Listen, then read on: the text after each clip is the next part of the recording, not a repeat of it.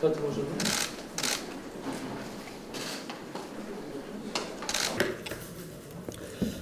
예, 바른미래당 제57차 원내 정책회의를 개회하겠습니다. 지상욱 의원님 오셨는데? 네.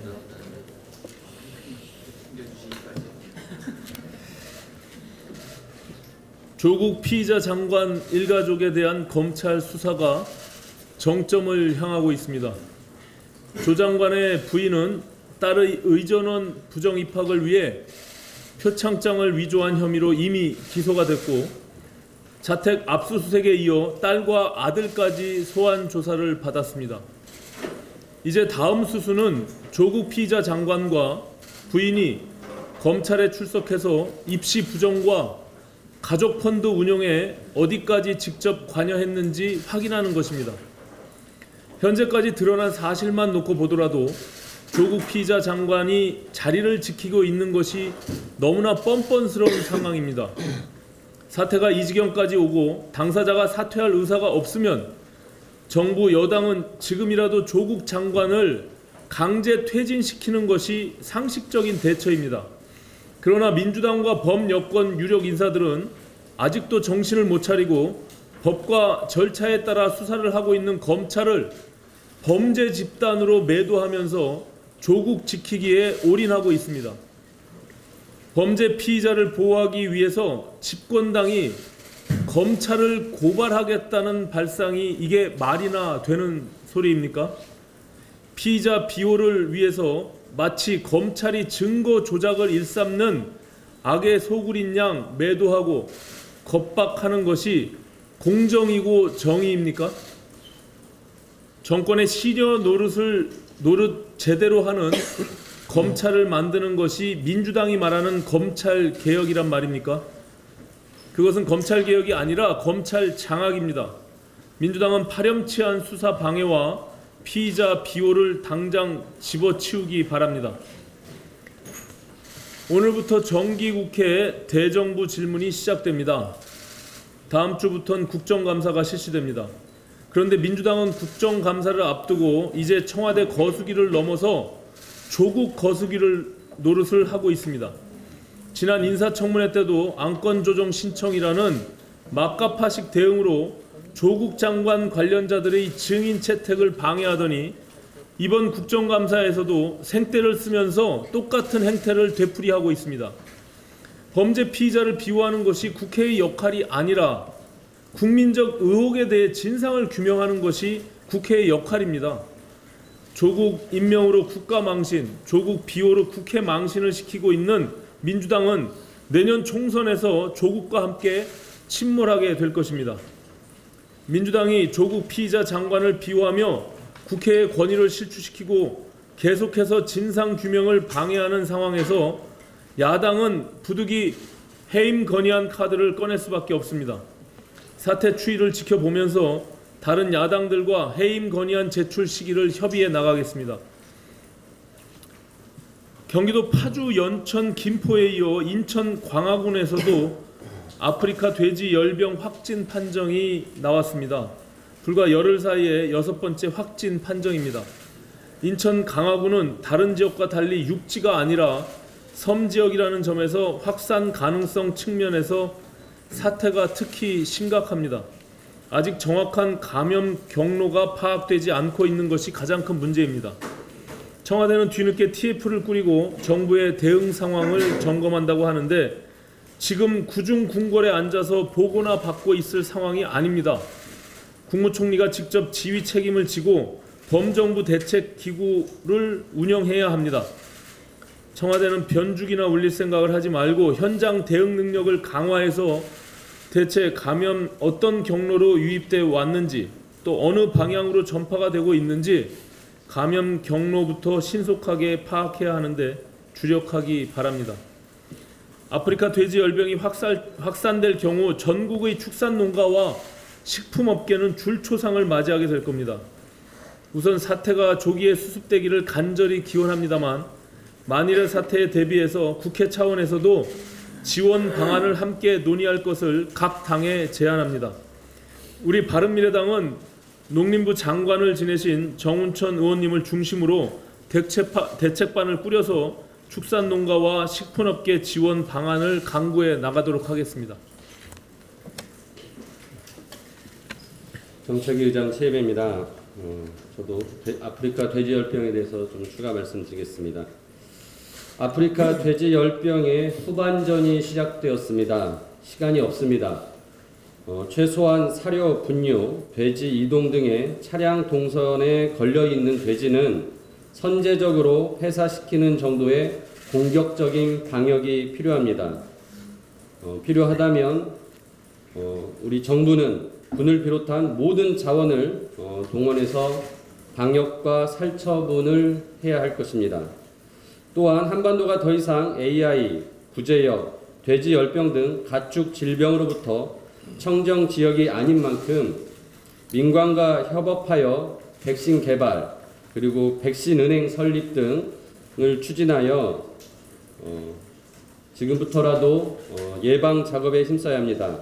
또한 정부는 방역청 신설도 검토할 필요가 있다고 생각합니다. 미성년 징여에 대해서 한 말씀 드리겠습니다. 어제 나온 국세청 자료에 따르면 1년 동안 미성년자에게 증여된 재산이 처음으로 1조 원을 돌파했다고 합니다. 2017년 한 해 동안 미성년자에게 증여된 재산은 1조 279억 원입니다. 증여세를 당당하게 납부했다면 증여와 상속은 정당한 것입니다. 문제는 증여세를 납부하지 않는 불법, 편법 증여가 불법적인 대물림, 금수저 미성년자를 양산하고 있다는 것입니다. 지난 19일 국세청은 기업 자금 유출, 부당 내부 거래, 변칙 상속 증여 등의 혐의를 받고 있는 고액 자산가, 부동산 재벌 72명과 주식, 부동산, 예금 등을 많이 보유한 30세 이하의 부자 147명을 세무조사 대상자로 선정했습니다. 이들 조사 대상자 219명이 모두 보유한 자산은 9조 2천억 원이었습니다. 현재 조국 사태로 인하여 우리나라 청년들은 공정하지 못한 조국에 한탄하고 있습니다. 공정하지 못한 부의 대물림은 나라를 병들게 합니다. 바른미래당은 불법적이고 불공정한 부의 대물림이 없도록 하겠습니다. 상속과 증여 과정에서 현금의 사용처를 밝히지 못하면 상속세를 내도록 하는 입증 책임을 강화하는 공정과세 실현법을 제가 최근 제출한 바 있습니다. 국세청도 변칙과 편법의 불법 증여와 상속이 없도록 보다 강력한 대처를 해 줄 것을 촉구합니다. 그제 자유한국당이 발표한 민부론에 대해서 제가 재벌 편향적인 정책으로 적폐 중에 적폐로 불린 재벌의 반칙을 다시 용인하자는 것이냐, 오히려 대한민국을 과거로 회귀시키자는 것이냐, 그리고 재벌의 눈치만 보며 재벌개혁에 어정쩡한 태도를 취하고 있는 민주당이 한국당과 손잡고 한국 경제를 과거로 회귀시킬까 우려가 된다라는 말씀을 드린 바 있습니다. 그런데 어제 더불어민주당이 정경련과 간담회를 가졌습니다. 지난달에는 정경련 산하에 한국경제연구원과 정책간담회를 가진 데 이어 두 번째 만남입니다. 지난 박근혜 정권에서 정경련은 퇴행적인 정경유착과 어버이 연합 등 관변단체에 관제 대모를 지원하는 등 정치 개입을 했던 사실이 있습니다. 국민들은 정경련의 해체를 외쳤고 민주당에서도 정부가 정경련을 법적으로 해산시켜야 된다는 의견이 있었습니다. 그런데 이제는 민주당이 정경련과 함께하고 있습니다. 다시 한번 민주당이 한국당과 손잡고 대한민국을 과거로 회귀시키는 재벌공화국을 만들까 우려가 됩니다. 제대로 된 재벌개혁은 결국 바른미래당의 몫이라고 생각합니다. 바른미래당은 진정성 있는 재벌 개혁을 위해서 앞장서도록 하겠습니다. 이상입니다.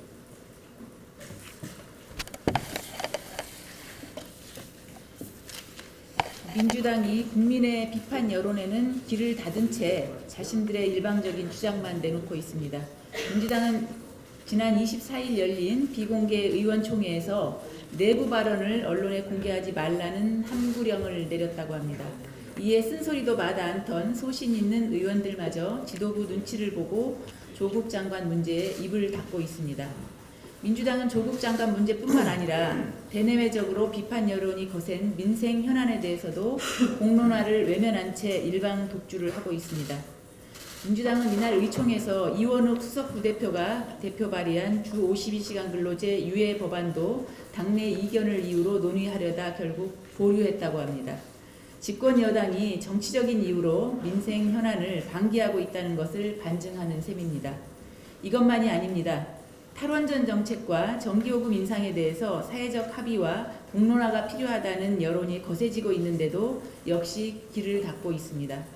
이미 당내 중진인 송영길 의원을 비롯한 여러 의원들이 온실가스 감축 목표 달성을 위해서라도 신한울 3, 4호기의 건설 재개를 위한 공론화가 필요하다는 입장을 밝혔지만 묵묵부답입니다. 선진국들은 온실가스 감축을 위해서 석탄 소비를 줄이고 있는데 우리나라만 탈원전 정책을 추진하면서 전력 수급 불안을 막기 위해 석탄 발전을 늘리는 거꾸로 가는 상황입니다. 그런데도 문재인 대통령은 지난 23일 UN 기후행동 정상회의에서 우리나라가 석탄 발전소를 감축 중이라고 연설했다가 국내외 환경단체들로부터 엄청난 비난을 들었습니다. 민주당은 더 이상 대통령과 청와대의 눈치만 보지 말고 당내외의 다양한 목소리를 청취하고 공론화를 통해서 잘못된 민생 현안 정책은 과감히 수정하는 용기를 보여야 할 것입니다. 이상입니다.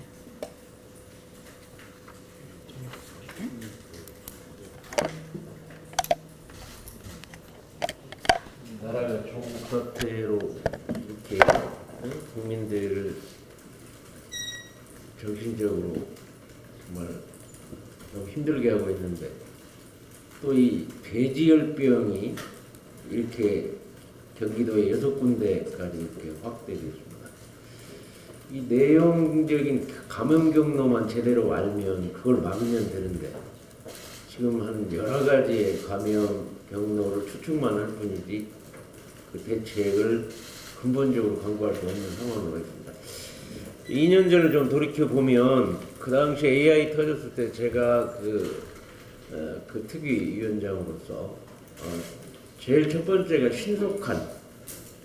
신속한 대응체계 구축해서 방역 검역은 제2의 국방이다. 그래서 재난안전부대를 창설해서 즉시 발병 즉시 투입할 수 있도록 하는 걸 제안을 했고 5단계 체계를 3단계 신속체계 대응체계로 바꿔라. 그래서 많은 변화가 일어나서 지금 AI 문제, 구제형 문제는 많은 그러한 준비를 하고 또 그러한 체계를 갖췄는데 이 갑자기 이제 돼지열병이 터지고 나서 정말 동남아, 북한, 중국까지 이 초토화를 시키고 있는데 거기에 대한 사전 이 정부가 대응하고 준비를 했어야 하는데 그 사전 예방, 사전 준비가 사실상 안 돼 있고 나라가 엉뚱한 대로만 하고 있다 보니까 그러한 촘촘하게 해결해야 할 과제들은 뒤로 된 상태에서 지금 돼지열병이 터졌습니다.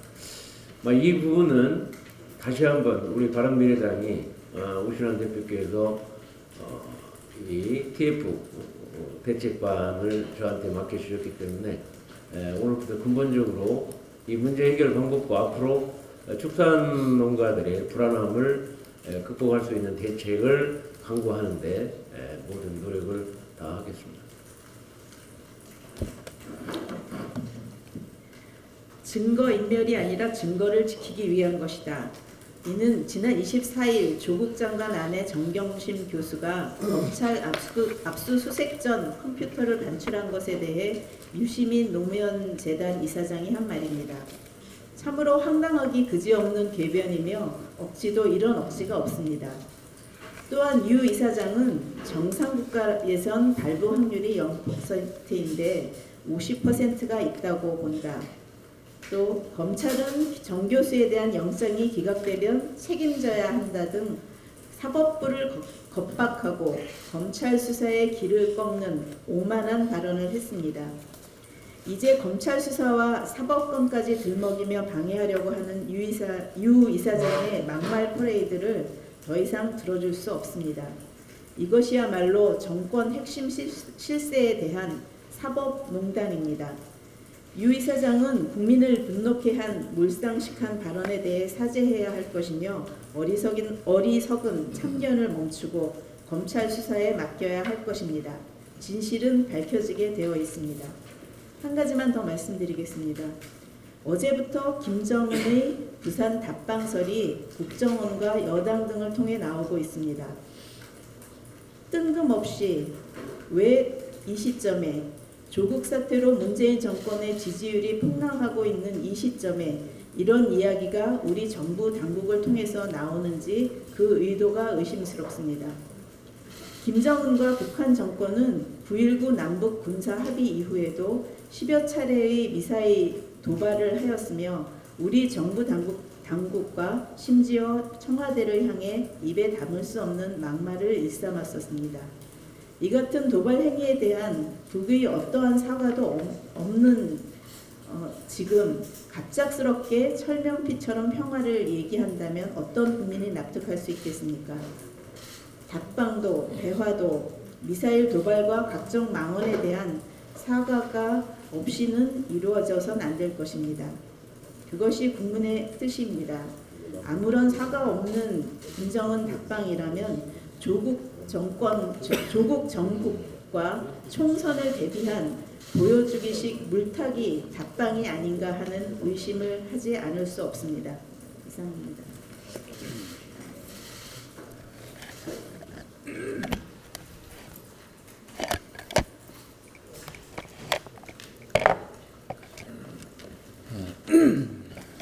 네, 조국 사모펀드 사기 사건이라고 해야 될까요? 검찰이 성실하게 수사를 해오고 있습니다. 바른미래당이 가장 이 사모펀드 중심에 있었던 배후가 익성이라고 처음 지적을 한 바 있는데 그 전모가 드러나고 있다는 말씀드립니다. 여기서 하나 아쉬운 것은 익성의 대표 이봉직이 포스코로부터 영입한 김동연 박사의 이름이 아직 뜨고 있지 않습니다. 그 사람은 과학자 출신입니다. 익성으로 영입돼서 익성의 대표격으로 기업 IR에 나와서 이봉직과 함께 테슬라의 2차전지 응급제를 납품한다고 직접 IR을 했던 사람입니다. 이 사람이 왜 포스코에서 익성에 영입이 됐는지 그 연결고리와 그 이유, 배경을 찾아봐야 할 것입니다. 또 익성이 영입돼서 한 김동연 박사의 그런 여러 가지 행위에 대해서도 검찰에서는 깊이 조사를 해야 될 것이고 아직까지 언론에 나오고 있지 않는데 언론에서도 관심을 갖고 취재를 해야 된다고 생각합니다. 이상입니다. 이동석 원내의 수조입니다. 조국 정부 후폭풍이 문 대통령으로 향하고 있습니다. 검찰이 지난 23일 서울 서초구 방배동 조국 법무장관의 자택을 전격 압수수색을 했습니다. 조 장관을 둘러싸고 그동안 제기된 사모펀드 의혹과 아들과 딸 조국 장관의 딸에게 논문 제1저자로 등재해준 당국대 장모 교수의 아들 장모근우 서울대 법대 인턴활동 증명서 허위 발급 의혹 등을 밝히기 위한 것으로 생각합니다. 조국 장관 부부와 자녀를 상대로 검찰이 강제 수사에 들어간 것입니다. 검찰은 또한 24일 조 장관의 아들을 소환하여 서울대 법대 공익인권법센터 인턴 증명서 허위 발급 의혹에 대해서도 조사했습니다. 압수수색 및 검찰 조사 결과에 따라서 조국 장관에 대한 직접 수사도 이루어질 수가 있어 조국 사태는 이제 새로운 국면을 맞게 됐다고 생각합니다. 검찰의 이번 압수수색과 소환 조사는 갈수록 중봉되는 조 장관을 둘러싼 의혹을 밝히는 것이 큰 목적인 만큼 국민적 기대는 자명합니다. 검찰 수사 결과 조 장관의 법적 책임을 물을 만한 확실한 혐의를 밝히지 못하거나 의혹 해소가 두루뭉실하면 검찰에게 닥칠 폭풍 또한 분명하다고 생각됩니다. 윤석열 검찰총장이 특유의 끝장 수사로 이번 외부 영향에도 흔들리지 않고 의혹의 진실을 낱낱이 밝혀 이번만큼은 온 국민의 궁금증을 시원스럽게 푸는 것이 현재 검찰의 책무입니다.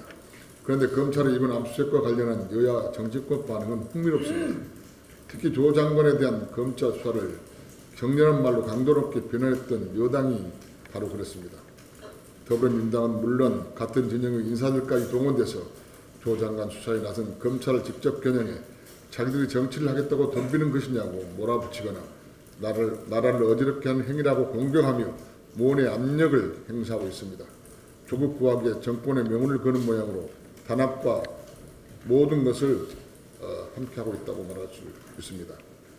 그러나 여당은 여론조사 결과를 통해 대통령에 대한 부정적 지지도와 조 장관에 대한 반대 민심을 확인한 탓인지 압수수색을 폄하하되 전처럼 딴죽을 걸지 못하고 있는 상황입니다. 뒤늦게 무서운 민심을 느낀 모양이라 그나마 다행입니다. 여당이 하루빨리 민심은 천심이라는 진리를 깨닫기를 바랍니다. 자유한국당 역시 아전 인수격으로 수사에 영향을 미칠 정치적 발언과 행동은 자제해야 된다고 생각합니다. 오직 국민을 위한 의혹을 밝힐 검찰만 지켜보면 됩니다. 이제부터는 문재인 대통령의 시간입니다.